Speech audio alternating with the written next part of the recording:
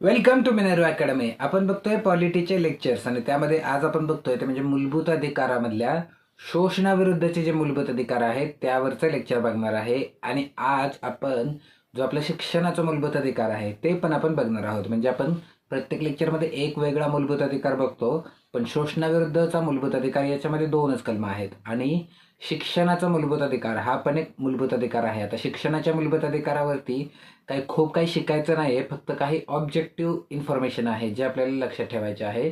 तर आपण या दोन गोष्टी बघणार आहे. पहिलं बघणार आहे की शोषणाविरुद्धचा मूलभूत अधिकार, ज्याच्यामध्ये आपल्याला बघायचे आहेत दोन कलम, कलम 23 आणि कलम 24.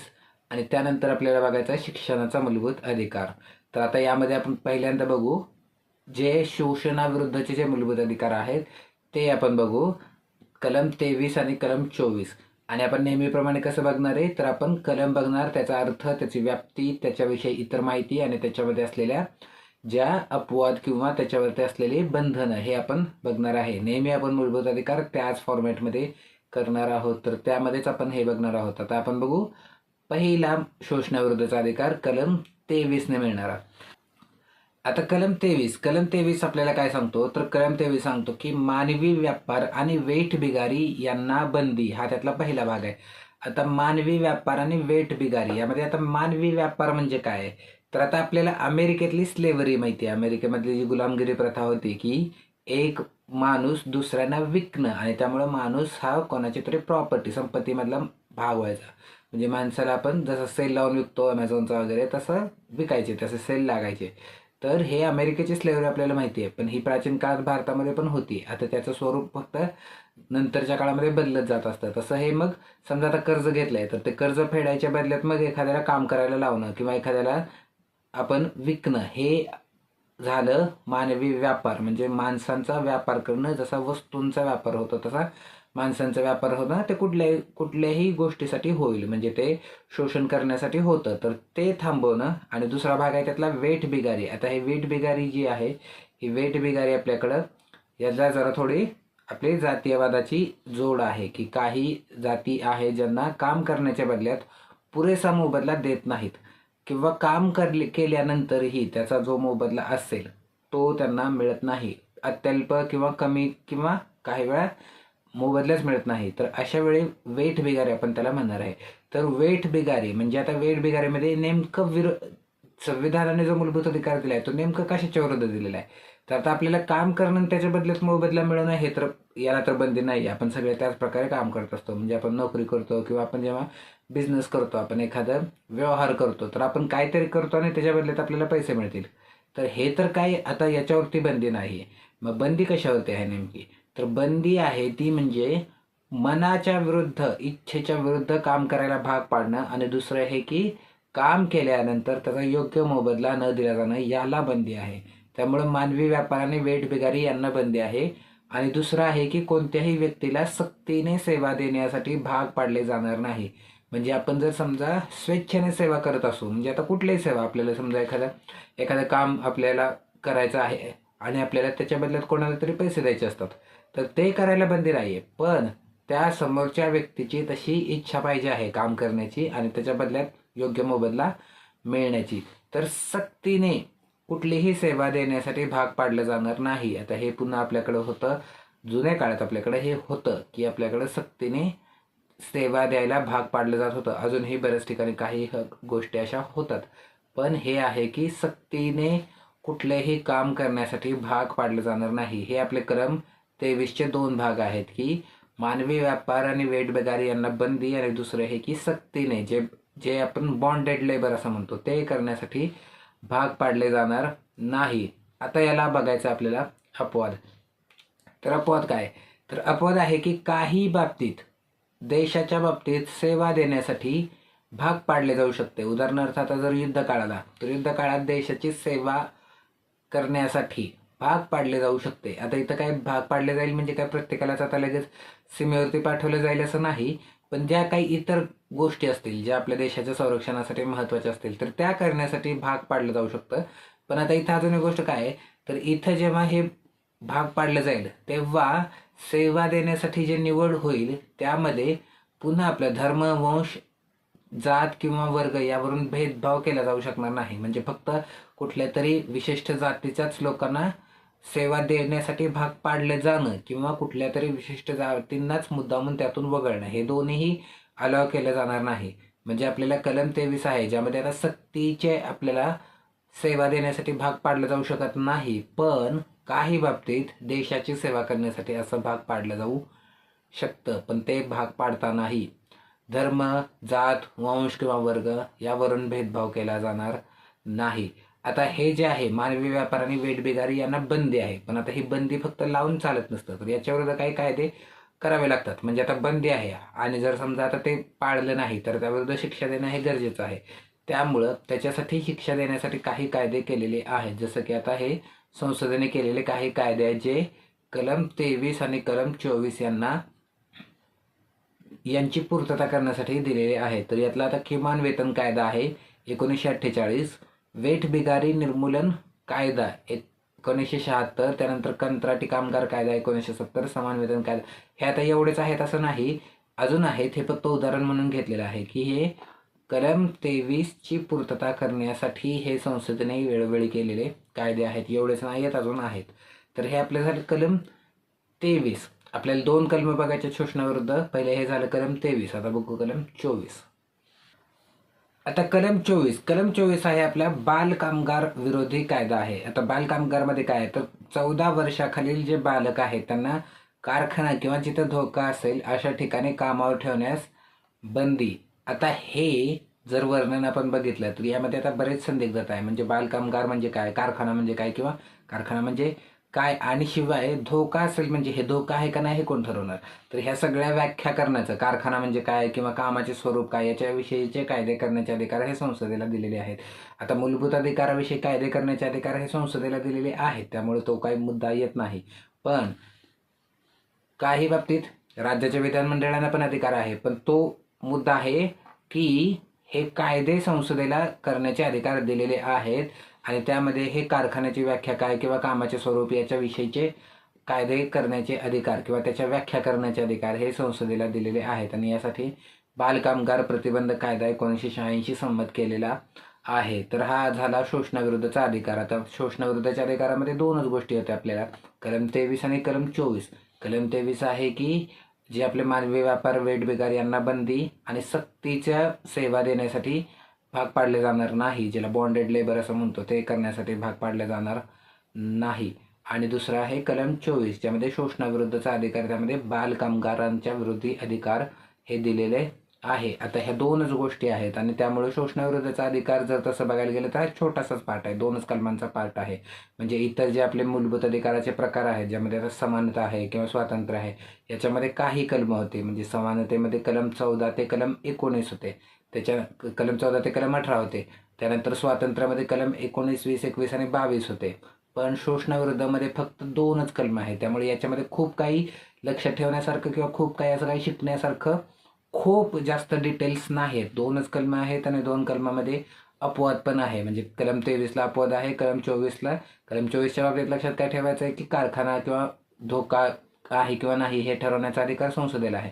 कलम 23च्या बाबतीत अपवाद काय आहे तर जेव्हा देशासाठी सेवा देण्यासाठी जेव्हा वेळ येईल तेव्हा धर्म, जात, वंश किंवा वर्ग याच्यावरून भेदभाव केला जाणार नाही. हे आपल्याला फक्त एवढं लक्षात ठेवायचं आहे. म्हणजे जो मूलभूत अधिकारांचा जो अभ्यासाचा पॅटर्न आहे त्याच्यामध्ये आपल्याला हेच लक्षात ठेवायचं आहे की मूलभूत अधिकार, त्याच्यानंतर त्याची व्याप्ती आणि त्याच्यावरती असलेले बंधनं, त्यामुळं हा खूप छोटा आहे. म्हणजे तसं बघायला गेलं तर शोषणाविरोधाचा अधिकार हा महत्त्वाचा आहे, पण आपल्याला अभ्यासाच्या दृष्टीने जर समजा बाय लेंथ बघितलं तर हा छोटासाच आहे, 2च कलम आहेत. त्यामुळे शोषणाविरोधाचा अधिकारमध्ये एवढंच आहे. आणि आता आपल्याला ह्याच्या सोडून अजून काय बघायचं आहे तर आपल्याला बघायचं आहे की शिक्षणाचा. आता शिक्षणाचा जो मूलभूत अधिकार आहे तो याचा भाग नाही आहे, शोषणाविरोधाच्या अधिकाराचा भाग नाही. पण कारण की शोषणाविरुद्धच्या अधिकाराच्या मध्ये फक्त 2च कलम आहेत, त्यामुळं शिक्षणाचा जो मूलभूत अधिकार आहे तो इथे घेतलेला आहे आणि तो आपल्याला 21A ने मिळतो. आता हा जो अधिकार आहे शिक्षणाचा मूलभूत अधिकार, याच्या बाबतीत ऑब्जेक्टिव्ह इन्फॉर्मेशन आहे ते आपल्याला लक्षात ठेवायचे आहे. म्हणजे जसं आता आपण प्रश्न बघतो तर प्रश्न नेमकं कसे आलेले आहेत तर प्रश्न हे नेहमी ऑब्जेक्टिव्ह आलेले आहेत. शिक्षणाचा जो अधिकार आहे त्यावरती जे प्रश्न आहेत ते ऑब्जेक्टिव्ह येतात, त्यामुळे आपल्याला काही गोष्टी तिथं समजून घेण्यापेक्षा ह्या मेमराईज करायच्या आहेत, आपल्याला ते लक्षात ठेवायचे आहे. ते ऑब्जेक्टिव्ह इन्फॉर्मेशन आहे ती आपल्याला लक्षात ठेवायची आहे शिक्षणाच्या मूलभूत अधिकाराच्या बाबतीत.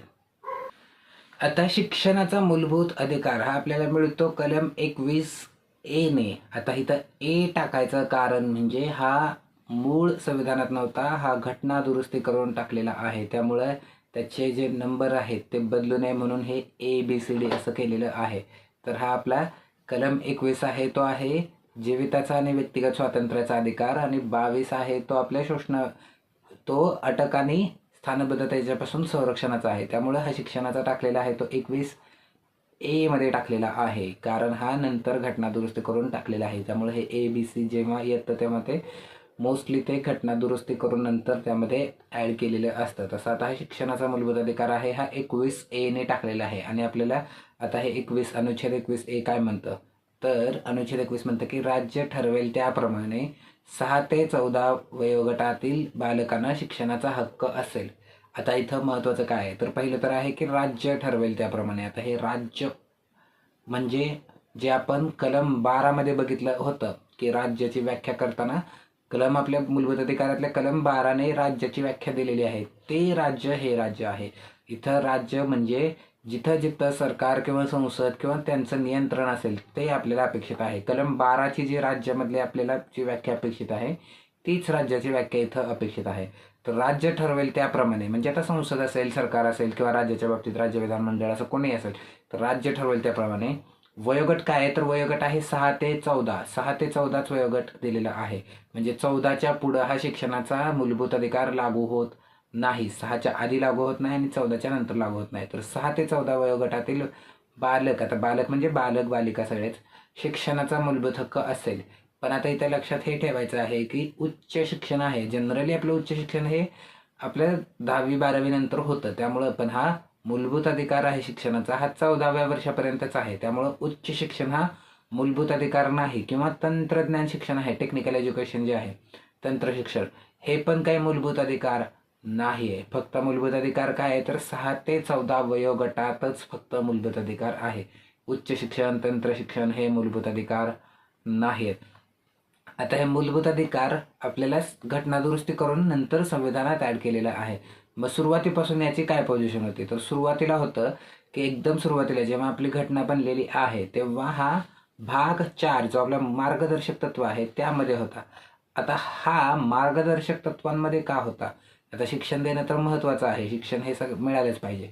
मग हे मूलभूत कर्तव्यांमध्ये का टाकलं, मूलभूत मार्गदर्शक तत्वांमध्ये का टाकलं होतं आणि मूलभूत अधिकारात का टाकलं नव्हतं, तर इथं आता याच्यावरती उत्तर देण्यासाठी बाबासाहेब आंबेडकरांचं एक भाषण आहे. त्यामध्ये त्यांनी हे सांगितलं आहे की मार्गदर्शक तत्व पूर्ण करण्याची जबाबदारी किंवा त्यासाठी जे आपल्याला पाहिजे तेवढं आपलं जर मेकॅनिझम नसेल तर ते करता येणं शक्य नाही असं त्यांनी भाषणामध्ये त्यांच्या सांगितलं होतं. तर ते एक मोठं कारण आहे जे त्यांनी दिलं होतं त्यांच्या भाषणामध्ये. त्यामुळे आता हे आपल्याला तेव्हा शक्य नव्हतं की आपण शिक्षणाचा मूलभूत अधिकार देऊ, पण जसं जमेल तसं मार्गदर्शक तत्वांची पूर्तता करावी. त्यामुळं ते एक नैतिक दबाव, मॉरल प्रेशर टाकलेलं आहे. तर त्यामुळं पण सुरुवातीला हा आपल्या याच्यामध्ये होता मार्गदर्शक तत्वांमध्ये भाग 4 मध्ये होता.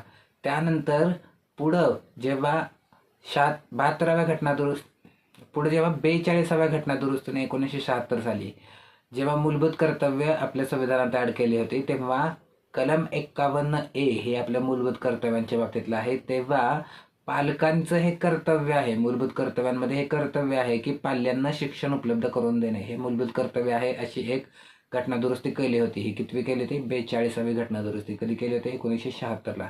आणि त्याने काय टाकलं होतं, तर कलम 51A टाकलं होतं. पुन्हा हे ए आहे याचा अर्थ घटना दुरुस्ती करून टाकलेलं आहे.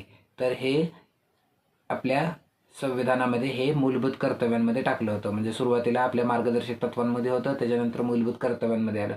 त्याच्यानंतर पुढं 1993 साली सर्वोच्च न्यायालयाने प्राथमिक शिक्षण हा एक कलम 21 अंतर्गत मूलभूत हक्क असल्याचे म्हटले. पण आता हे म्हटले तरीही पुढं महत्त्वाची गोष्ट कधी झालेली आहे, तर 2002 साली 86वी घटना दुरुस्ती झालेली आहे. आणि त्या घटना दुरुस्तीने हे कलम 21A आपल्या संविधानात टाकलेलं होतं. आणि सर्व शिक्षा मोहीम किंवा हे तेव्हा एक एक गाणं आहे स्कूलचे रेहम, हे तेव्हा गाणं खूप प्रसिद्ध झालं होतं. बऱ्याच जणांनी ते गाणं ऐकलं असेल. तर ते गाणं त्याचंच होतं. सर्व शिक्षा अभियान किंवा हे तेव्हाच्याच ह्या गोष्टी आहेत. 86व्या घटना दुरुस्तीने कलम 21A ने आपल्या संविधानामध्ये हे ॲड केलं होतं. आणि पुढं 2009 साली बालकांचा निःशुल्काने सक्तीच्या शिक्षणाचा हक्क कायदा संमत केलेला आहे. हा 2009 पासून 9ला केलेला कायदा आहे आणि त्याची सुरुवात ही 1 एप्रिल 2010 पासून लागू झालेली आहे. तर हे आपल्या शिक्षणाचा जो मूलभूत अधिकार आहे त्याची ही पोझिशन आहे. सुरुवातीला तो मार्गदर्शक तत्वांमध्ये होता, त्याच्यानंतर त्याला मूलभूत कर्तव्यांमध्ये पण ॲड केलं 42व्या घटना दुरुस्तीने.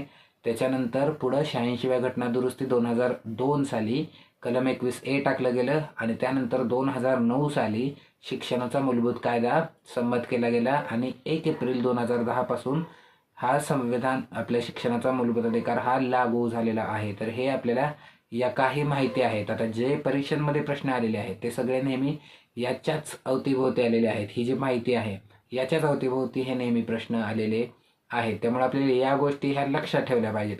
6 ते 14 वयोगट आहे. त्यानंतर शिक्षण कुठलं आहे, उच्च शिक्षण नाही. शिक्षणाचा अधिकार आहे त्यामध्ये उच्च शिक्षण किंवा तंत्रशिक्षण येत नाही. मार्गदर्शक तत्व, त्यानंतर मूलभूत कर्तव्य, त्यानंतर 86वी घटना दुरुस्ती 2002 आणि त्यानंतर पुढे 2009 साली शिक्षणाचा कायदा आणि 1 एप्रिल 2010 पासून शिक्षणाचा कायदा हा लागू झाला होता. एवढ्या गोष्टी आपल्याला लक्षात ठेवायच्या आहेत. आपल्याला जे परीक्षेमध्ये शिक्षणाच्या मूलभूत अधिकाराच्या बाबतीत जे प्रश्न येतील ते याचवरती येतील. कारण शिक्षणाचे मूलभूत अधिकार जसं आधी सांगितलं की त्या बाबतीत आपल्याला काही ऑब्जेक्टिव्ह माहिती आहे तीच लक्षात ठेवायची आहे. सगळ्याच्या सगळ्या यामध्ये आता समजून घेण्यासाठी खूप काही नाही, आपल्याला या गोष्टी लक्षात ठेवायच्या आहेत. तर हे झालं की आपण शोषणाविरोधाचा अधिकार बघितलं आणि त्यानंतर शिक्षणाचा अधिकार, हे आपल्या 2 गोष्टी बघून झालेल्या आहेत. पुन्हा हे की यामध्ये आता खूप काही बघण्यासारखं नव्हतं. 2च कलम आहेत, शोषणाविरोधाचे अधिकार आणि शिक्षणाच्या कायद्यामध्ये शिक्षणाचा जो मूलभूत अधिकार आहे त्याच्यामध्ये फक्त काही ऑब्जेक्टिव्ह इन्फॉर्मेशन आहे जे आपल्याला लक्षात ठेवायची आहे. त्यामुळं वेळेचा जर निकष लावला तर हे लेक्चर, आता लेक्चर म्हणावं का याला, कारण हे खूप कमी वेळाचं आहे, तर ते हे कमी वेळाचं आहे पण हे महत्त्वाचं आहे. तर हे आपण आज इथेच थांबू. वेळेचा जर निकष लावला तर हे खूप छोटं आहे, याला पूर्ण लेक्चर म्हणता येणार पण नाही आहे. पण आपण नेहमीचा एक पॅटर्न केला आहे की आपण प्रत्येक मूलभूत अधिकाराचा प्रकार हा सेपरेटली बघणार आहोत. तर आपण तो निकष इथं पाळणार आहोत. त्यामुळे आज आपण इथेच थांबतोय.